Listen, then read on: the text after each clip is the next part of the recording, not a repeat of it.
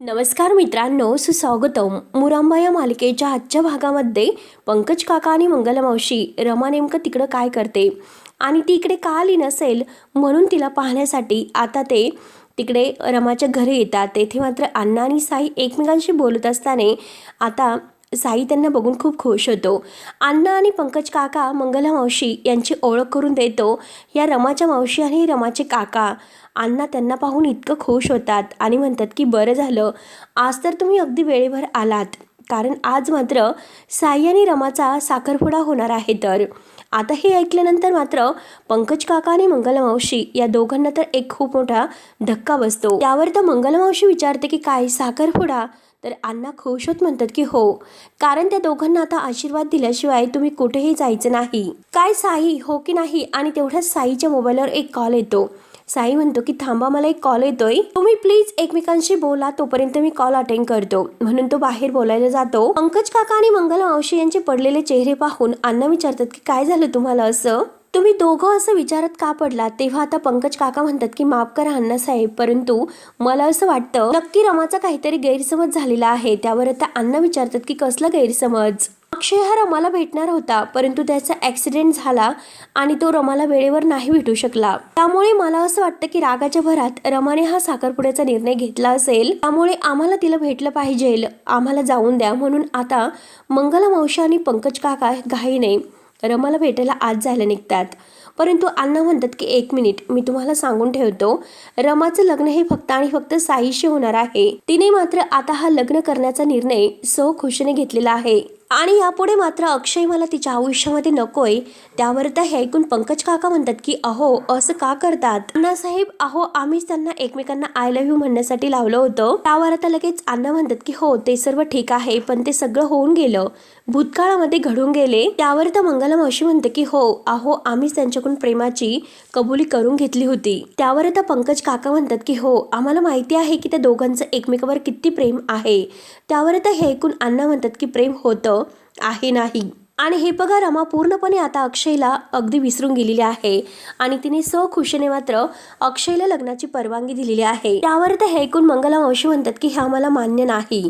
आता अण्णा म्हणतात की हे बघा, तुम्हाला मान्य असो किंवा नसो, तुमचा काही आता येथे संबंध नाही. आता तुमचा काही विषय नसल्यामुळे आता ते आम्हाला मान्य आहे किंवा नाही हे आमच्यावर डिपेंड आहे. आणि हे बघा, जेव्हा तुम्ही रमाला तर भेटतारच आणि भेटल्यानंतर तुम्ही खरं काय आणि खोटं काय हे तिला विचारून घ्या. आणि एक गोष्ट मात्र लक्षात ठेवायची, जर रमाने तुम्हाला स्वतःहून सांगितले की तिने हा स्वतःहून घेतलेला निर्णय आहे, ते पण आनंदाने, तर मात्र अक्षयच्या ऍक्सिडेंट बद्दल तिला काहीही सांगायचं नाही, तेथून मात्र निघून यायचं. त्यावर ते ऐकून मंगला मावशी विचारते, अहो, हे सर्व कसं शक्य आहे? तेव्हा अण्णा लगेच आता त्यांच्या समोर हात जोडतात.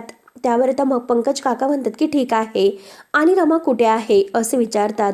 अण्णा म्हणतात की ती वरच आहे तिच्या रूममध्ये, तुम्ही तिच्याशी बोला, परंतु एक गोष्ट मात्र लक्षात ठेवायची की तुम्हाला रमाची शपथ आहे, जा तुम्ही तिच्या खोलीमध्ये. तेव्हा आता पंकज काका आणि मंगला मावशी, त्यानंतर आता रमा मात्र आता अगदी तयार झालेली असते. आरशासमोर बसून ती अगदी गळ्यातले हार वगैरे घालत असते, परंतु आता मन अगदी विचलित असतं, चेहरा पूर्णपणे सुकलेला असतो. आणि तेवढ्यात आता ती आपला जो हार आहे तर तो घालत असताना मंगला मावशी तेथे येते. मंगला मावशी लगेच तिचा हार धरते आणि अगदी तो वर घेते आणि म्हणते की अगं, असं काय करतेस, आम्ही आहोत ना तुझ्या मदतीला. तेव्हा आता आरशामध्येच ती मंगला मावशी आणि पंकज काका या दोघांना पाहते आणि लगेच उठून त्यांच्याकडे पाहतच असते.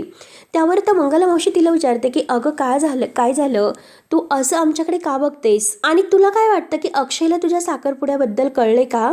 तुला मी एक प्रश्न विचारू का रमा, अगं, हे लग्न तू मनापासून करतेस का? त्यावर आता रमा लगेच मनामध्ये विचार करते, आता मात्र मी काका आणि मावशी यांच्याजवळ माझ्या मनातील त्यांच्याविषयीचा तिरस्कार जर दाखवला तर कदाचित ते अक्षयला हे सर्व जाऊन सांगतील आणि अक्षय कदाचित मग माझा विचार नाही करणार. त्यावर तर पंकज काका म्हणतात की बोल ना रमा. म्हणून रमा आता उत्तर देते की हो, हे लग्न मी मनापासून करते. आता हे ऐकल्यानंतर पंकज काका आणि मंगला मावशी यांना जब्बर धक्का बसतो. तेव्हा ते एकमेकांकडे पाहत असतात. तर रमा पुढे म्हणते की हे बघा, साई खूप चांगले आहे, त्यांनी 7 वर्ष माझी वाट पाहिली, अख्ख्या जगाने माझी साथ सोडली होती, परंतु साई मात्र खंबीरपणे माझ्या पाठीशी उभे होते. त्यामुळे आता मात्र मला त्यांची साथ द्यावी लागेल आणि आता म्हणून मी त्यांच्याबरोबर हे लग्न करत आहे.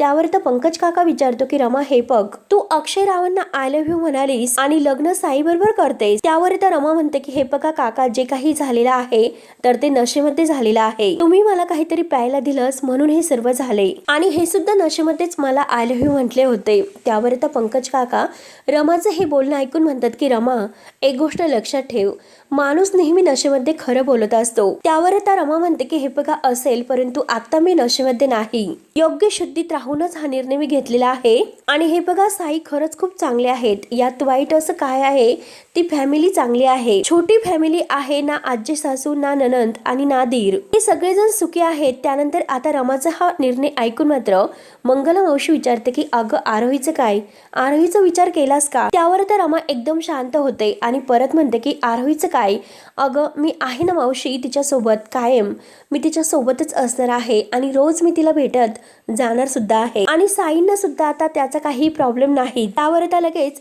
पंकज काका म्हणतात की तू स्वतः हे सर्व ठरवलेलं आहे, त्यामुळे आम्ही मात्र मध्यस्थी करून काय उपयोग. म्हणून आता पंकज काका मंगला मावशीला म्हणतात की मंगला चल आता इथून, आपल्याला मध्यस्थी करून काही उपयोग नाही, कारण तिने स्वतः निर्णय घेतलेला आहे, त्यामुळे आपण काहीच बोलू शकत नाही. तरी सुद्धा आता मंगला मावशी ही रमाजवळ येते, तिचा हात धरत म्हणते की अगं रमा हे बघ, एकदा विचार कर, तुमच्या दोघांचं सुद्धा आयुष्य उद्ध्वस्त करायला निघाली, त्यामुळे असं करू नको. हे बघ रमा, अगं तुम्ही दोघंही एकमेकांसाठी बनलेले आहात. त्यावर तर लगेच रमा ही मंगला मावशीचा हात घाईने सोडते आणि म्हणते की मावशी अगं हे सगळं बोलण्यासाठी खूपच उशीर झालेला आहे आता. तेव्हा मात्र आता मंगला मावशी ऐकायला तयार नसते, परंतु पंकज काका मंगला मावशीचा हात धरतात आणि मंगला चल इथून, कारण रमा अक्षयची गोष्ट आता संपलेली आहे असे बोलून ते आता मंगला मावशीला तेथून घेऊन जातात. तेव्हा मात्र आता रमा लगेच अगदी खुर्चीवर घाईने खाली बसते, डोक्याला हात लावते आणि आरशात बघत ती स्वतःला म्हणते रमा अगं खरंच किती वाईट आहेस ग तू. आज 11 वाजता तू अक्षयला भेटायला जाणार होतीस पण गेली नाही, पण साधं तू यांना विचारलं सुद्धा नाही की ते कसे आहेत. रमा अगं तू किती स्वार्थी झालेली आहेस. त्यानंतर आता इकडे शाळेला दुपारी सुट्टी दिलेली असते, कारण साखरपुड्याचा कार्यक्रम असतो. तर आरोही गोलूला विचारते काय रे गोलू, आज काय असं खास की मुलांना म्हणजे शाळेला दुपारी सुट्टी दिली. त्यावर आता गोलू म्हणतो की अगं असेल काहीतरी, आपल्याला काय करायचं, आज तर मात्र मी मस्त अगदी झोपणार, जेवण बिवण करणार, TV बघणार आणि मस्त झोप काढणार. त्यावर तर आरोही विचारते की अरे मुलांना सुट्टी दिलेली आहे, परंतु स्टाफ मात्र आहे अजून तसंच आहे आणि ते आपलं मंदिर सुद्धा हे सजवतात, परंतु का, हे सर्व का असे असेल. आणि तेवढ्यात आता शाळेचे वॉचमन काका आहे म्हणजे आरोहीजवळ येतात. आरोही त्यांना विचारते की थांबा थांबा काका, मला एक गोष्ट सांगा बरं, आज मात्र आपलं शाळेचं मंदिर का सजवतात. त्यावर आता ते काका म्हणतात की अरे यार, अरे आज दत्त जयंती आहे आणि शाळा सुटून इतका वेळ झाला, तुम्ही गेला नाहीत का अजून, चला निघा बरं आता. तर आरोही म्हणते की हो हो जातच होतो. तेव्हा आता ते काका लगेच आता मंदिर सजवायला तिकडे निघून जातात. आता गोलू म्हणतो की अगं तुला कळाले ना, आता दत्त जयंतीची सुट्टी दिलेली आहे आपल्याला आज. आता गोलू आणि आरोही एकमेकांचा हात धरून तेथून जातच असतात. तेवढ्यात गोलू मागे वळून पाहतो आणि आरोही सुद्धा. आता रमा साई एकत्र आणि त्यांच्या मागे संध्या आणि शाळेचे मॅडम असतात. आता रमा आणि साई या दोघांना एकत्र बघून गोलू आणि आरोही पाहतच असतात. त्यावर आता आरोही गोलूला विचारते की अरे आज तर शाळेला सुट्टी दिलेली आहे, तरी सुद्धा आई आणि साई काका इथे कसे. त्यावर आता गोलू म्हणतो की ते पण इतके छान कपडे घालून जणू काही ते लग्नालाच चाललेले आहे. त्यावर आता आरोही म्हणते की थांब गोलू, चल तू माझ्या मागे, म्हणून आरोही धावतच जाते. त्यानंतर आता इकडे मंगला मावशी आणि पंकज काका घरी येतात. पार्वती आजीला हे सर्व सांगतात. पार्वती आजीला हे ऐकून धक्काच बसतो आणि मालविका तेथेच असते. पार्वती आजी धक्क्याने विचारते की काय बोलतात, रमाचा साखरपुडा, आणि परवा तर ती काय ते वरती दारू पिऊन बोलत होती आय लव्ह यू असं काहीतरी, मग हे सर्व झालेच कसे.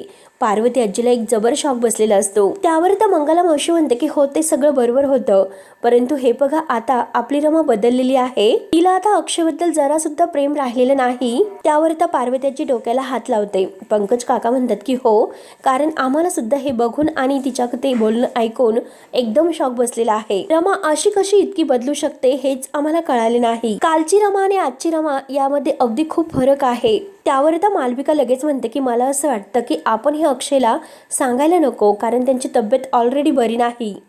त्रास होईल आणि त्यांना हे सर्व ऐकून धक्का बसेल. पार्वती आजीला तर मालविकाचा खूप राग येतो. ती रागाने म्हणते की हो घ्या आता, हिच्याकडून आपल्याला शिकायचं आहे. तर त्यावर आता लगेच मालविका म्हणते की अहो तसं नाही.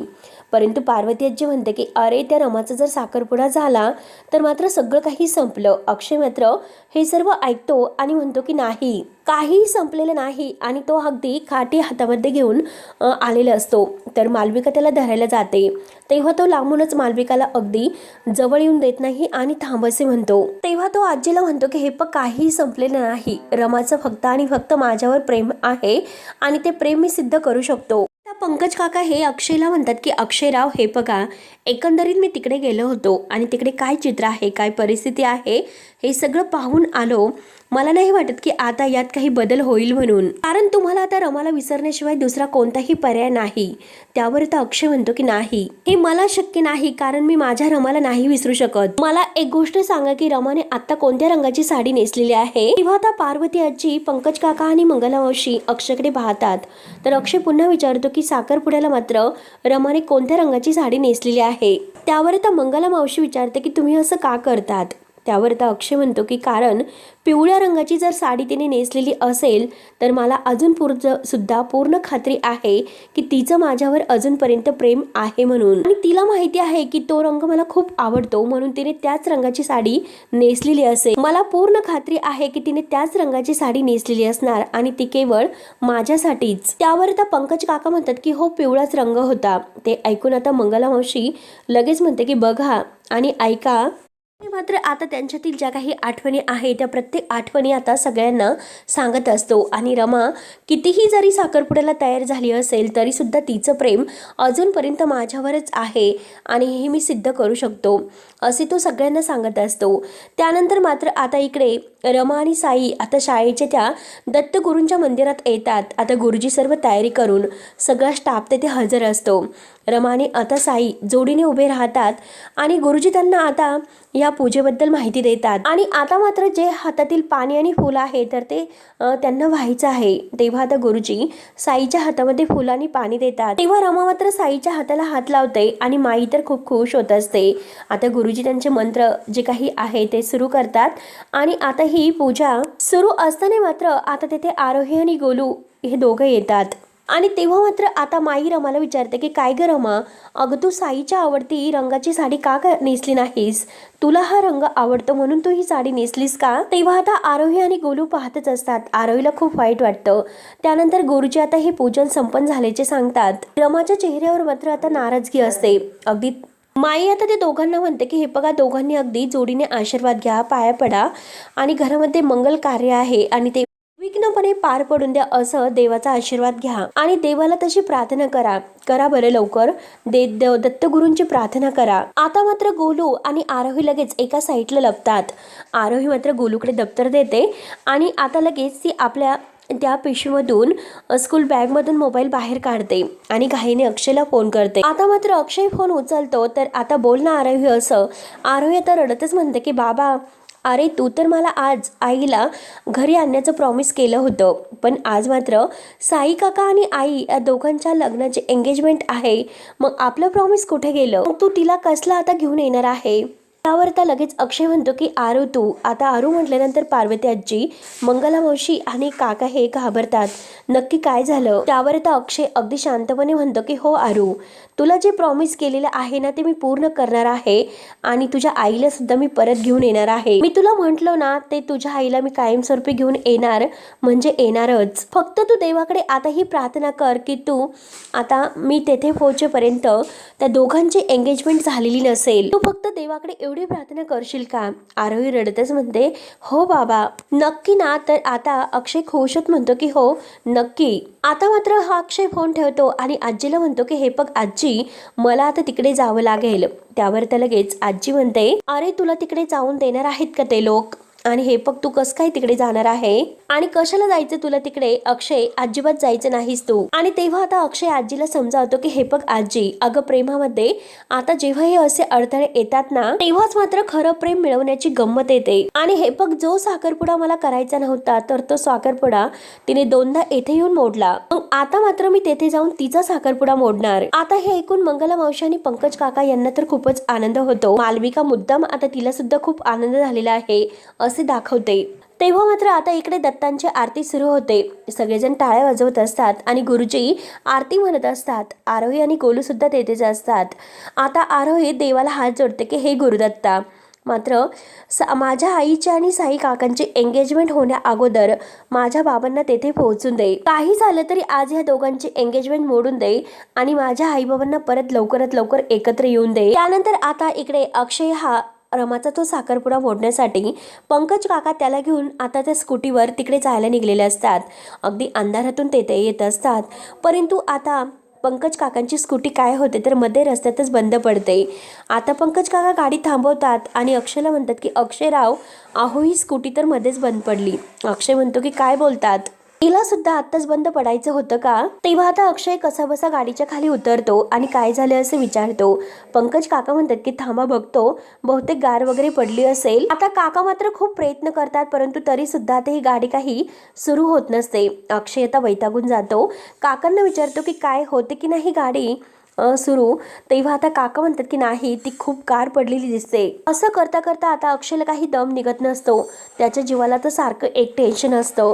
काही झालं तिकडे साखरपुड्याला अगदी पोहोचायचंच, साखरपुडा होऊन द्यायचा नाही हेच त्याच्या डोक्यामध्ये असते. त्यानंतर आता इकडे साखरपुड्याची तर पूर्ण तयारी होते. पाहुणे मंडळी सुद्धा आलेले असतात आणि रमा आणि साई आता अगदी तेथे स्टेजवर येतात. अण्णा आता आलेल्या सगळ्या पाहुण्यांचं स्वागत करून आता सर्व पाहुण्यांना सांगतात, मंडळी आज आपण येथे जमलेलो आहोत. आता इथे साखरपुड्याचा हा कार्यक्रम सुरू होत आहे तर, आणि या दोघांना मी आता एकमेकांना विनंती करतो की त्यांनी दोघांनी एकमेकांना अंगठी घालावी म्हणून. आई तर खूप खुश असते आणि साई खुश होत आता रमाकडे पाहत असतो. माई खुश होत आता रमाच्या हातामध्ये अंगठी देते आणि रमा घे, साईला ही अंगठी तू घाल. साई तर अगदी खुश असतो रमाच्या हातून अंगठी घालून घेण्यासाठी. तेव्हा आता माई म्हणतात की अरे साई हात पुढे कर. तर आता रमाचं मन विचलित होत असतो. तिला आता मनात विचार येतो की मला असं का वाटत असेल की अक्षयला काहीतरी झालेले आहे म्हणून. रमा ती अंगठी अगदी तशीच ठेवून हातामध्ये ठेवून असते आणि अक्षयबद्दलचा विचार ती मनात करत असते. आता माई सुद्धा म्हणतात की रमे अगं हात पुढे कर. अण्णा सुद्धा रमाला म्हणतात की रमा अगं हात पुढे कर आणि साईच्या बोटात अंगठी घाल. त्यानंतर आता इकडे आरोहीच्या घरी आल्यानंतर सुद्धा देवप्पाला प्रार्थना सुरुवात असते. आता ती देवाला हात जोडत म्हणते की देवप्पा, माझ्या आईबाबांचं एकमेकावर खूप प्रेम आहे. त्या दोघांना लवकरात लवकर एकत्र आण आणि माझ्या आईला लवकरात लवकर घरी येऊन दे. आणि जर आईची एंगेजमेंट झाली तर खूप मोठा प्रॉब्लेम होईल. त्यामुळे देवा तू असं काही होऊन देऊ नकोस आणि ते होण्या अगोदर बाबाला प्लीज लवकरात लवकर तिकडे पोहोचून दे. त्यानंतर आता इकडे बाईक काही स्टार्ट होत नसते. आता अक्षय पूर्णपणे वैतागून गेलेला असतो. त्याला असं वाटतं की जर तिकडे एंगेजमेंट होण्याच्या अगोदर आपण वेळेत नाही पोहोचलो तर सगळा काही अनर्थ घडेल. म्हणून तो सारखा आता विचार करतो, मला काही झाले तरी लवकरात लवकर तिकडे पोहोचायला पाहिजे, नाहीतर साई रमा या दोघांची एंगेजमेंट होईलच. पंकज काका अजूनपर्यंत गाडी अगदी चालू करण्याचा खूप प्रयत्न करत असतात, परंतु ती बाईक काही अजून स्टार्ट झालेली नसते. अक्षय मात्र काहीतरी प्लॅन करण्याचा प्रयत्न करतो. त्यानंतर मात्र आता इकडे अजूनपर्यंत रमा तशीच उभी असते. आता सगळे पाहुणे हे आश्चर्याने पाहत असतात. तर अण्णा म्हणतात की पाहुणे मंडळी, अहो तुम्ही सगळ्यांनी इतकं आश्चर्याने बघू नका, कारण आमच्या रमा मॅडम लाजत आहे, कारण आज त्यांचा स्वतःचा साखरपुडा आहे. तेव्हा मात्र आता रमा ही पाहतच असते. तर इकडे आता अक्षयचा जीव काही राहत नसतो. पंकज काकांना म्हणतो की हे बघा तुम्ही चालू करत राहा, तोपर्यंत मी पुढे जातो. पंकज काका म्हणतात की जावई बापू, अहो होईल, थांबा ना. परंतु आता अक्षय काही ऐकायला तयार नसतो आणि काठी टिकीत मात्र तो आता पायी तिकडे जायला निघतो. इकडे आरोहीच्या देवाला प्रार्थना सुरू असते की काही कर, माझ्या बाबांना लवकरात लवकर तिकडे पोहोचून दे आणि ते एंगेजमेंट मोडून दे. इकडे रमा मात्र अजून काही अंगठी घालायला तयार नसते. तिचं मन सारखं विचलित होत असतं की नक्की काय करू. आता तिला अक्षयची काळजी लागलेली असते की अक्षयला काही झाले की काय, म्हणून ती सारखी विचारात पडते. आता मात्र रमा आणि अक्षय दोघं एकत्र येण्यासाठी मात्र आरोहीची प्रार्थना सुरूच असते. तेव्हा मित्रांनो हा भाग येथे संपतो. पुढील भागामध्ये आता माहीही जोरात सगळ्यांना थांबा असं म्हणतात, कारण रमाच्या हातात ऑलरेडी जी पहिली अंगठी आहे तर ती माई काढायला सांगते, पण ती अंगठी काही निघत नसेल. आता साई म्हणतो, अगं माई नसेल निघत काय फरक पडतो, दुसऱ्या बोटात घालू. अण्णा म्हणतात की हो, दुसऱ्या हाताच्या बोटामध्ये ती अंगठी घालता येईल. परंतु माई काही ऐकायला तयार नसते. माई अगदी हिसकावून ती अंगठी काढण्याचा प्रयत्न करत असते. अण्णा म्हणतात की अहो राहून ते तिला त्रास होईल, दुसऱ्या हाताच्या बोटात ती अंगठी घाला. तेव्हा साई रमाला म्हणतो की दुसरा हात द्या. रमा मात्र आता साईच्या हातामध्ये आपला दुसरा हात देते आणि तेवढ्यात तेथे अक्षय येऊन पोहोचतो आणि जोरात रमा असे ओरडतो.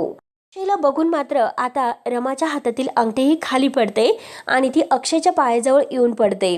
आता अण्णा, माई आणि साई या सगळ्यांना मात्र आता अक्षयला बघून धक्काच बसतो. रमा मात्र अक्षयकडे पाहत असते आणि अक्षयची ती झालेली अवस्था बघून रमाला खूप वाईट वाटतं. तेव्हा आता मित्रांनो अक्षय आल्याने आता हा साखरपुडा कसा मोडतो आणि अक्षय आपल्या रमाला परत घेऊन कसा जातो हे पाहण्यासाठी आपल्या चॅनलला नक्की तुम्ही सबस्क्राईब करत राहा. धन्यवाद.